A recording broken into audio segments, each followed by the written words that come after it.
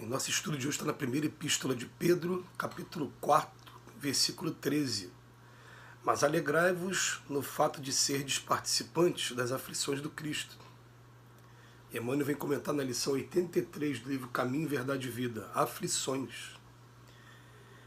É inegável que em vosso aprendizado terrestre atravessareis dias de inverno ríspido, em que será indispensável recorrer às provisões armazenadas no íntimo, nas colheitas dos dias de equilíbrio e abundância.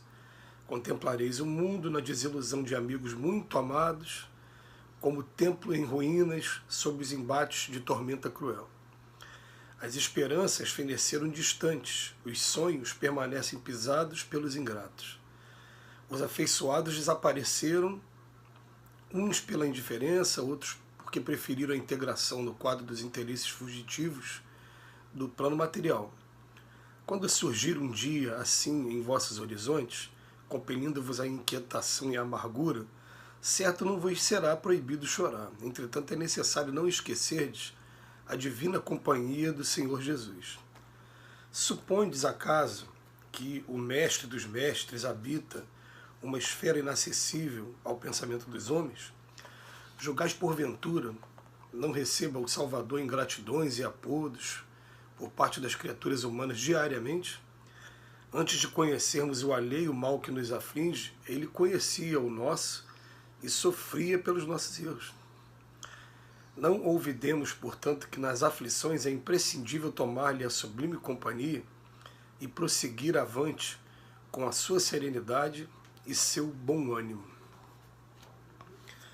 Palavras que, pelo menos, no meu caso pessoal, vieram muito a calhar. Porque o que é que está acontecendo? Nós estamos assistindo nesse momento, aqui no estado do Rio de Janeiro, a uma espécie de confirmação de encerramento do período de pandemia. Estamos vendo vários locais abrindo as portas. Agora não precisa mais usar máscara em lugares fechados, nem em lugares abertos. Alguns locais também não estão fazendo mais a medida de temperatura. E conforme eu fui lendo as notícias durante essa semana, foi batendo uma tristeza muito grande, porque a gente olha para trás e vê quantas pessoas queridas nossas acabaram ficando no meio do caminho. Esse período de regeneração do planeta e a pandemia, a gente entende esse lado lógico da doutrina, esse lado também da regeneração do planeta, mas a gente não deixa de ter sentimento e a gente acaba sentindo muito, né, a falta de alguns amigos e alguns parentes que a pandemia levou. Ele vem falar desse período de aflições e vem falar assim: alegrai-vos no fato de serdes participantes das aflições do Cristo. O que ele está querendo dizer com isso? Ele está querendo dizer, a gente pode interpretar de duas maneiras. Uma, que o Cristo, quando esteve aqui entre a gente, participou de todas as aflições como qualquer pessoa. Ele ainda mais, a gente pode dizer nesse ponto, porque, como diz até o próprio texto de hoje, ainda tem muita gente até hoje que lamenta e reclama, né? Ele fala aqui que até hoje o Salvador recebe ingratidões e apodos por parte das criaturas humanas diariamente. Então, em primeiro lugar, ele está falando assim da maneira como as pessoas tratam o Cristo, mas também pode ser interpretado de uma outra maneira. Cristo, quando esteve aqui, passou também por todos os períodos também que a sua época permitiu. O que acontece? Se ele estivesse encarnado aqui, ele teria passado também pela pandemia, igual a gente passou, por essas várias declarações de guerra que sempre existiram desde que a gente nasceu, e estaria fazendo o seu trabalho naturalmente. Então, o que acontece? A gente tem que pegar esse exemplo do Cristo e falar assim: estamos num vale que se chama planeta Terra, que é um vale realmente de sofrimento e de lágrimas. Enquanto a gente está trabalhando com ele, a gente está se sentindo útil, a gente está fazendo a diferença. Agora, se a gente deixar essas aflições começarem a tomar conta da gente, a gente começa a entrar em caminhos de dor, principalmente dos transtornos psicológicos vários que tem por aí. Então, voltando ao que eu estava falando no início, a gente tem um costume, normalmente, de enquanto alguma coisa está acontecendo, a gente se mantém alerta, a gente procura dar toda a atenção, fazer tudo que a gente puder que tiver ao nosso alcance, mas quando passa, né, aí vem as reflexões, e essas reflexões começaram a trazer uma certa tristeza. Eu vou dar um outro exemplo, para a gente poder entender, né? Normalmente, em nossa vida particular, a gente experimenta o seguinte: houve uma batida com o carro.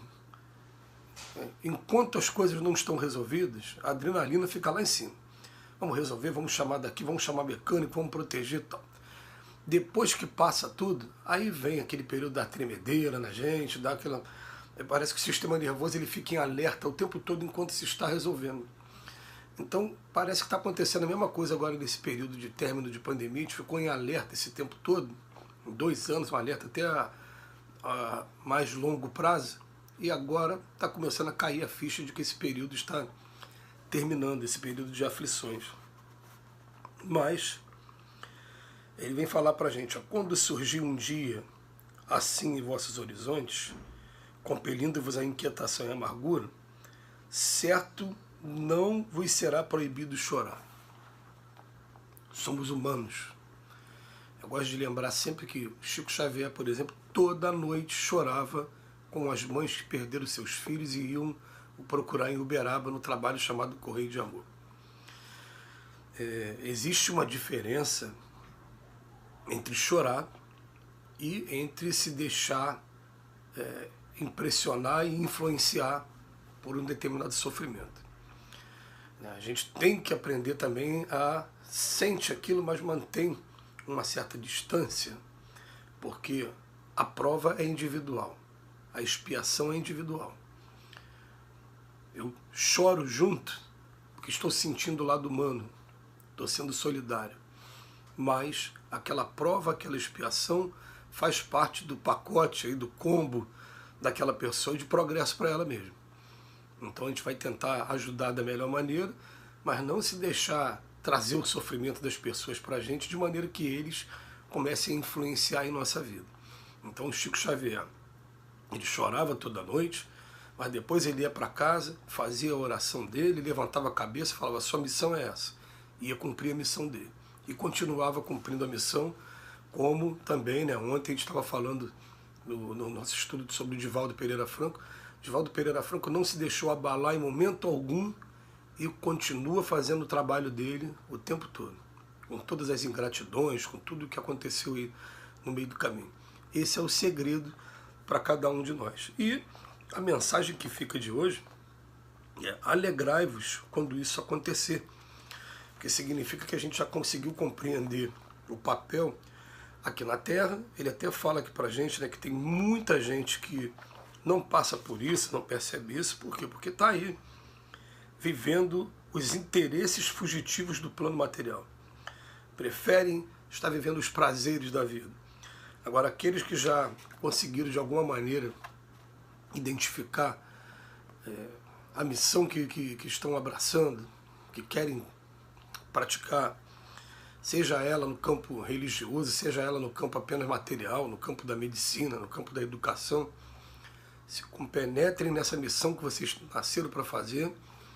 As aflições vão aparecer, a gente vai enfrentar as aflições, vai ter momento em que a gente vai chorar sim, mas que esse choro seja o choro de busca ao nosso Pai, ao nosso Criador. Que ele vem falando assim: não será proibido chorar, entretanto é necessário não esquecerdes a divina companhia do Senhor Jesus. Que coisa maravilhosa, gente. Para encerrar, eu já devo ter contado alguma vez aqui num desses estudos, que no dia que a minha mãe desencarnou, que foi um dos dias mais tristes da minha vida, ela desencarnou num sábado, e eu passei o sábado, domingo, segunda, terça e a quarta fazendo um monte de coisas. Quando chegou na quarta-feira, eu falei, agora é meu momento de chorar. Quando eu fui me isolar do restante da minha família para chorar, eu senti uma companhia tão agradável, parece que me pegaram no colo, e eu definitivamente falei para mim mesmo, falei que chorar por quê? Minha mãe está viva, vou ajudar minha mãe. Que Jesus nos abençoe hoje e sempre.